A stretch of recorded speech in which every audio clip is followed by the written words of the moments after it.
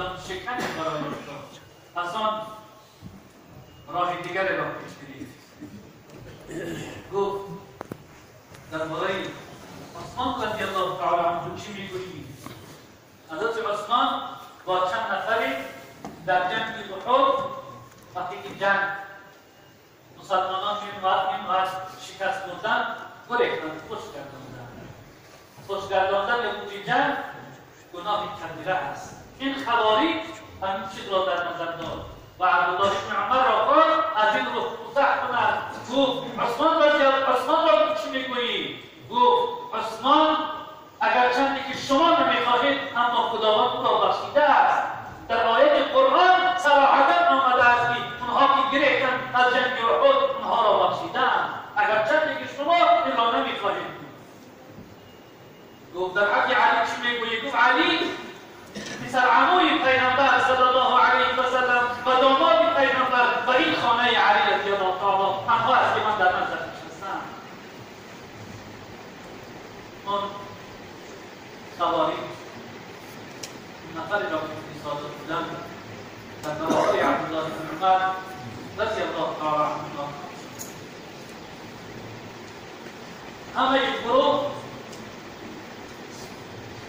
و عبدالله بن عمر به خاطر آوردن که عبدالله بن عمر در نامه مسلمانان خیلی مکرم بود، خیلی معظم بود، خیلی مردم این جوان را دوست می‌داشتند و تمام گروه می‌خواستند که او را به سوی خود بکشند.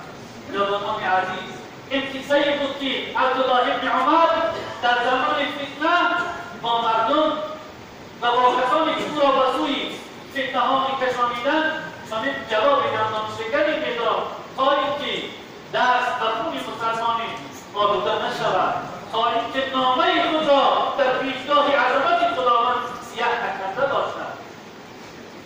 و الا عبدالله بن عمر از روی جسارت خیلی جسوری بود. حجاج ابن یوسف ثقفی والی کوفه بود،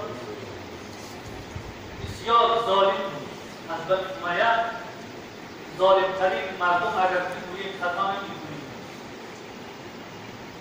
عمر بن عبدالعزیز رضی الله عنه میگوید که اگر در محشر قیامت تمام مردم ظالمان خود را جمع آوری کنند در یک گوشه بمانند، ما بنی امیه اگر حجاج را در یک طرف بمانیم ظلم همه را مرد میزنند.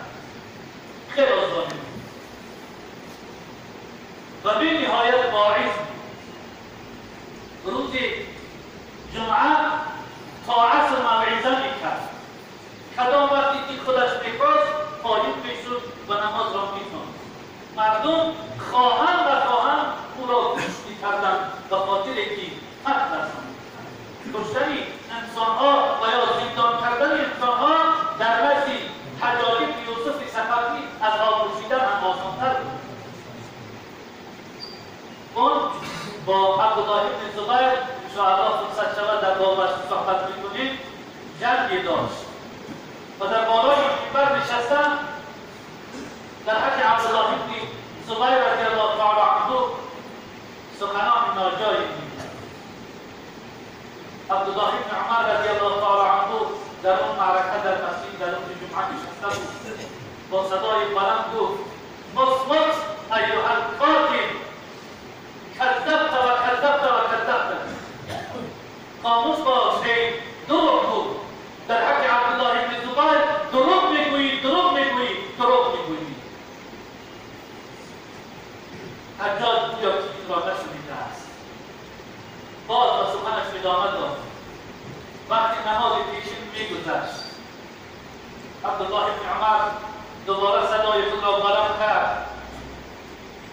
الصلاة گفت. وقت نماز شد، وقت نماز شد. حجاج باز هم نمیشونید. حجاج مقام منزلت عبدالله بن عمر را میدانست که در مابین مردم چقدر مقام منزلت داشت و الا او را میکشت. باز گویا که نشونید. دفعه صدم به سوی مردم نظر کرد. این مردم اگر من برخیزم برای نماز خواندن شما هم با من میخیزید؟ مردم گفتن آری. عبدالله ابن عمر وقتی نماز شد و گفت از جا خیستند و تمام مردم مسجد با همراهی عبدالله ابن عمر خیستند و حجاج ناعلاج ماند از بالای منبر قائم شد و گفت ای عبدالله ابن عمر چطور با این کار وادار ساخت؟ او وقت نماز مردم به نماز میآیند و مسجد میآیند به خاطر ادای نماز. وقتی که وقت نماز فرا رسید قایون بیا نماز را با مردم بخوان. وقتی نماز هر چه که میخواهید بربر کنید بربر من کاری ندارم. این کینه را حجاج در دلش گرفت اما علاج نداشت که چیزی بگوید در برابر این سخنی عبدالله ابن عمر رضی الله تعالی عنه. بعد از چند روزه گذشت مکتوب رسولی عبدالله ابن عمر رضی الله تعالی عنه نوشت و او را تحقیر میکرد. گفت من شنیدم که دعوای خلافت داری، یعنی این سخنی بود که باید تو را تهمت میزد و علاج مییافت او را بکشد و گفت به من رسیده است که دعوای خلافت داری، تو بدان انسان ضعیف و ناتوان و فقیر و غیور لیاقت خلیفتگی ندارد. اکنون بشنوید که اول مرد تعریف عبدالله ابن عمر چی مینویسد.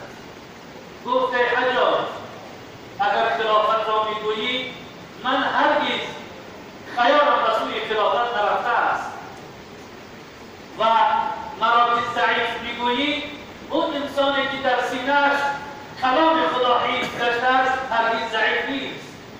اگر بخیل میگویی هر انسانی که ادای زکات مال میکند او را نمیتوان بخیل گفت.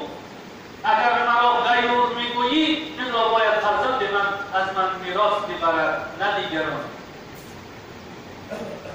یعنی این معامله بود که عبدالله ابن عمر رضی الله تعالی عنه در برابر یک پادشاه ظالم ترین چنین خط علم کرد و از اسلامش دفاع نمود. این سخنان را من برای چی میگویم جوانان عزیز؟ به خاطر اینکه روچه گرفتن عبدالله ابن عمر رضی الله تعالی عنه در زمان فتنه این از روی ترسو بودنش نبود، این از روی بی‌غیرت بودنش نبود، این از روی احترام خون مسلمانان بود که با دست عبدالله ابن عمر ریخته نشود. در محشر قیامت حضرت عبدالله ابن عباس رضی الله تعالی عنه را سؤال کردند که ای عبدالله ای پسر عموی رسول صلی الله علیه و سلم اگر یک مرد را بکشد بعد از آن پشیمان شود توبه کند آیا توبه او قبول است؟ عبدالله ابن عباس گفتند سکیلتک امک و انا توبه.